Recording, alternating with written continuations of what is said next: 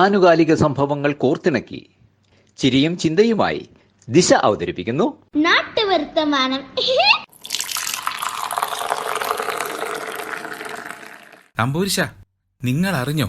അവസാനം നമ്മുടെ പഞ്ചായത്തിന് വായനശാലയ്ക്കുള്ള അനുമതി കിട്ടി. ഇനിയോ ഈ വിവരം നമ്മുടെ മെമ്പർ അറിഞ്ഞോ ആവോ? അത് ശരിയാ. പഞ്ചായത്തിലെ കാര്യങ്ങളൊക്കെ ഏറ്റവും അവസാനം അറിയുന്നത് നമ്മുടെ മെമ്പറാ. ഇതും അങ്ങനെയൊക്കെ തന്നെ ആയിരിക്കും. പൗലോ പോലീസേ, നിങ്ങൾ വായനശാലയുടെ കാര്യങ്ങളൊക്കെ അറിഞ്ഞില്ലേ? അറിഞ്ഞണ്ട തമ്പൂരിശ. ഇനിയല്ലേ കാര്യങ്ങളൊക്കെ തുടങ്ങേണ്ടത്. സ്ഥലം കണ്ടെത്തണം, ബുക്കുകൾ വേണം, അങ്ങനെ എല്ലാം ഒരുക്കണം. മെമ്പറെ മറിയിച്ചടത്ത് എത്തിയല്ലോ. രാവിലെ എന്താ എല്ലാരും കൂടി? എന്നെ മാറ്റാൻ വല്ല പരിപാടിയുണ്ടോ? മെമ്പറെ, നമ്മുടെ വായനശാലയുടെ കാര്യം പറയുകയായിരുന്നു. വായനശാലയോ? അത് ഞാനും കേട്ടു. ഇനി അതൊക്കെ എപ്പോ നടക്കാനാ? അതല്ലേലും അങ്ങനൊക്കെ തന്നെയാ. നാടിന് ഗുണമുള്ള ഏത് കാര്യത്തിനാ മെമ്പർ താല്പര്യം കാണിച്ചിട്ടുള്ളത്? മെമ്പറിന് താല്പര്യം വല്ല സിനിമാ കാര്യമോ സീരിയല് കാര്യമോ ഒക്കെ ആയിരിക്കും. അല്ലെങ്കിൽ പരദൂഷണം പറയണം. മെമ്പറെ, ഈ സംരംഭത്തിനെങ്കിലും നിങ്ങളൊന്ന് ഇറങ്ങി പ്രവർത്തിക്ക്. നിങ്ങൾ എന്നെ അങ്ങനെ കൊച്ചാക്കിയൊന്നും വേണ്ട. നിങ്ങൾക്കൊക്കെ ഒരു ധാരണയുണ്ട് ഞാൻ എന്തോ ഒരു പിന്തിരിപ്പൻ മൂരാച്ചിയാണെന്ന്. ഞാൻ എന്നെങ്കിലും ഈ നാടിന്റെ നല്ല കാര്യങ്ങൾക്ക് നിന്നിട്ടുണ്ടോ പിള്ളേ? എന്റെ മെമ്പറെ, കിട്ടുള്ള അതൊന്നും ഉദ്ദേശിച്ച് പറഞ്ഞതല്ല. വായനശാലയ്ക്കുള്ള സ്ഥലമാണ് ഞങ്ങളിപ്പോൾ നോക്കുന്നത്. കിട്ടുപിള്ളേ, നിങ്ങളുടെ അറിവിൽ വല്ല സ്ഥലവും ഉണ്ടോ? അത്രയേ ഉള്ളൂ. നിങ്ങൾ അതിനു വേണ്ടി വിഷമിക്കണ്ട. എന്റെ കടയോട് ചേർന്നുള്ള ചായപ്പ് ഞാനങ്ങ് വായനശാലയ്ക്ക് സംഭാവനയായിട്ട് അങ്ങ് തരാം. ഇനി എന്താ വേണ്ടത്? വലിയൊരു കാര്യത്തിന് പരിഹാരമായല്ലോ പിള്ളേ. ഇതിന് പിറകെ ചെറിയൊരു കച്ചവടക്കാരനും ഇല്ലേ? അപ്പം നമ്മ ഇനി ബുക്കിനെന്ത് ചെയ്യും?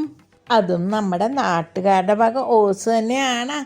എൻ്റെ പുരയിലെ കുറച്ച് മംഗളവും മനോരമയും നാനയും ഉണ്ട് കേട്ടാ. വേണേലും ഞാനത് കൊണ്ടുവരാം. ചേട്ടത്തി, നിങ്ങളുടെ കോമഡി ഒന്ന് നിർത്തൂ. പിള്ളേച്ച, ബിയാത്തുവിനെ മറിയ ചേട്ടത്തെയും കൂട്ടി ഞാൻ എല്ലാ വീടുകളിലും കയറി ഇറങ്ങി ബുക്കുകൾ ശേഖരിക്കാം. പോരെ? തകഴിയുടെ കയറും ചെമ്മീനും ബഷീറിന്റെ പാത്തുമ്മയുടെ ആടും ഇതൊക്കെ എൻ്റെ കയ്യിലുണ്ട്. കയറും ചെമ്മീനാ? നിങ്ങൾ പലചരക്ക് പിടിയുടെ കാര്യമാണാ പറയണത്? കഷ്ടം, നമ്മുടെ ഒരു ഗതികേട്. ഇവരെ പോലുള്ളവരെ നമ്മൾ സഹിക്കണമല്ലോ. അക്ഷരവിരോധികൾ. ഇവരെ കൊണ്ടാണോ മെമ്പർ പോകുന്നത്? ഇതിന്റെ ഉദ്ഘാടനത്തിനെങ്കിലും നല്ലൊരു സിനിമാ നടിയെ കൊണ്ടുവരണം. കുറച്ചു നാളായി ഒരു സിനിമാ നടിയെ നേരിട്ട് കണ്ടിട്ട്. എന്തൊരു വിരോധാഭാസം! വായനശാലയും സിനിമാ നടിയും നല്ല ചേർച്ച. മോരും മുതിരയും പോലെ. അത് നമുക്ക് കോരമാഷിനോട് ചോദിച്ചിട്ട് ചെയ്യാം. മാഷിങ്ങെത്തിയല്ലോ. ഇന്നത്തെ കോറം തികഞ്ഞല്ലോ.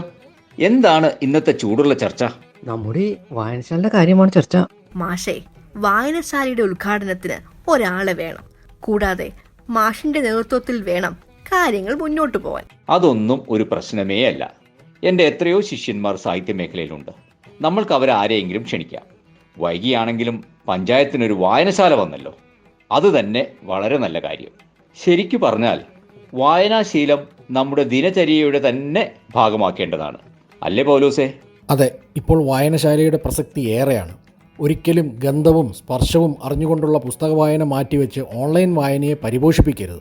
ഈ മഹത് വ്യക്തികളൊക്കെ വലിയ വായനക്കാരായിരുന്നു എന്ന് കേട്ടിട്ടുണ്ട്. നമുക്കും എല്ലാവരെയും വായനയിലേക്ക് തിരിച്ചു കൊണ്ടുവരണം. കൂടാതെ മാഷേ, ഗൾഫ് രാജ്യങ്ങളിൽ പോലും എൻ്റെ ഓർമ്മ ശരിയാണെങ്കിൽ ഷാർജയിലാണെന്ന് തോന്നുന്നു, രാജ്യാന്തര പുസ്തകമേളകൾ സംഘടിപ്പിക്കുന്നുണ്ട്. മെമ്പർ പറഞ്ഞത് വളരെ ശരിയാണ്. ഏകാഗ്രത, ഭാവന, അറിവ്, ചിന്താശേഷി ഇവയെല്ലാം വായനയിലൂടെയാണ് വളരുന്നത്. ഒരു പുസ്തകം ഒരു 100 പേർ വായിച്ചാൽ 100 തരത്തിലുള്ള ഭാവനകൾ അവിടെ രൂപപ്പെടുന്നുണ്ട്. കുഞ്ഞുണ്ണി മാഷ് പറഞ്ഞതുപോലെ വായിച്ചു തന്നെ വളരണം.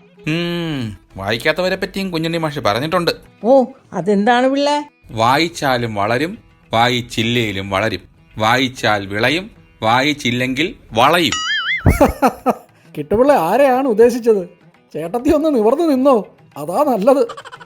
നമ്മുടെ ആദ്യത്തെ രാഷ്ട്രപതി രാജേന്ദ്ര പ്രസാദ് തനിക്ക് ലഭിച്ച അറിവിന് താൻ എന്നും പുസ്തകങ്ങളോട് കടപ്പെട്ടിരിക്കുന്നു എന്ന് പല വേദികളിലും പറഞ്ഞിട്ടുണ്ട്.